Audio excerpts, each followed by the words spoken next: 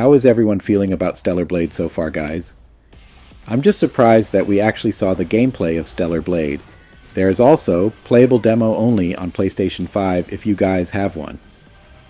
Consider checking out the game before releases. I'm slightly optimistic and don't want to bring any controversy from this video.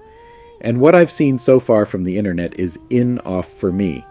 There are some extra creepy people in the world that no one understands. And also to me. Because I do agree with, one of the female characters in the trailer looked like a child face to me.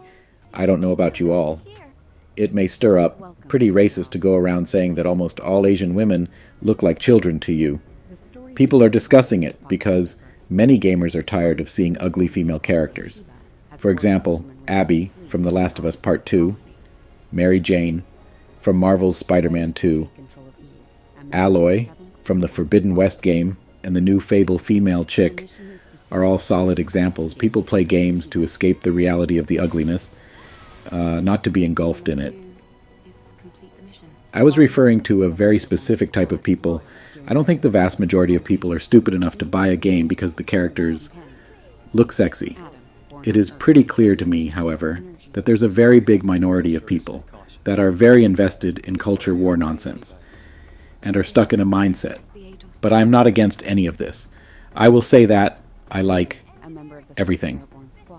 From the characters' designs, atmosphere, music, action, combat, and there is also some platforming, story, and so on. If you think that the sexy female character is the only thing community like about it, then you've never heard the term Souls-like. Dark Souls is the best Souls-like game series in history. And the characters look exactly like their real-world models. So people whining about how beautiful they are should probably don't play these games.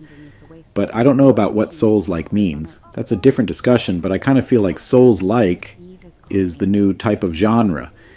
Nowadays, every game with a lock-on system, with lots of shortcuts and a bonfire system, to save progress, gets called Souls-like games. There's no stamina management, no particular focus on difficulty, no online interactions at all, no penalty on death. Not much. Even in storytelling or lore, through stuff like item descriptions, which is important things in a game right. This is all subjective, of course, but the more widely we apply Souls-like, the less useful it becomes as a term, I think. When I first saw the official reveal trailer back when it was called Project Eve, in 2021, and I thought, cash grab, microtransactions, pithole, by another lazy developers because it looked more like DMC and Nier Automata type. I am not saying both DMC and Nier Automata was a bad game. I'm a fan of fast-paced action games like Metal Gear Rising 4, DMC 5 Installment, and Bayonetta series. I sincerely hope it's more like Devil May Cry style or any other genre that fits in here. Well, I am not going to mention Dark Souls here because this game is not trying to be one, and not another Forspoken game where talking simulator with a cuff, or a vampire looter shooter that will never fit in any of the genre. So, coming back to what I am about to talk, Stellarblade features an attractive female protagonist named Eve, but that's nothing new. We have seen more female main protagonist characters in every game now. There is also these boobs physics and giggle physics, with mainly on female characters. Now, we all know why Resident Evil Village was sold so many copies. It does not have any main female characters, but you'll get the point. Honestly, I'd like Sony to release more gameplay footages to see more of the combat gameplay that shows off the depth of the mechanics in the game.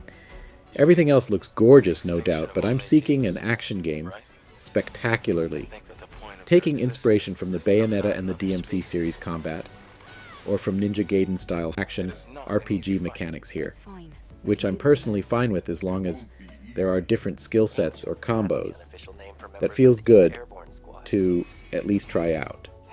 Now, the reason for me to make any sense what I am talking about here is, if I'm being completely honest, the reason we didn't get any news about this game for so long until the most recent state of play, and the feminist controversy, was because of the main combat mechanics. The combat was fans' main critical, even back when it was called Project Eve, just because Sony never showed much of it in the previous trailers. That said, now, I want to know exactly why is the fact that Sony seems confident enough in the game to have given it a full 6 minutes of gameplay during the State of Play 2023. But in the end, seeing is what believing means, right? And I have not seen anything to convince me that the combat will have more depth into them. That's my personal opinion. Starting with Shift Up is a mobile game developers. Now moving into the PC and console space. The game seems a bit too inspired by DMC-style combat, and I can understand that being a cause for concern for the majority of the people. The first gameplay video came out 3 years ago, and it is likely there have been a lot of changes since it was revealed. But onto the positive side. The dev said in an IGN Japan interview that, while the game is inspired by Nier and DMC style, it plays very differently. And even their inspirations from Bayonetta and Sekiro was not them trying to mimic that combat, but taking elements they felt worked well from each and bringing them into Stellarblade's own combat system. Now, if you want to know about the combat part, it's pretty simple mechanics. Almost nothing from this gameplay video looks like the combat is similar to Dark Souls level or Elden Ring level of top-tier combat. It's pretty much a given that if you've seen the gameplay trailer, it is not going to get any complicated.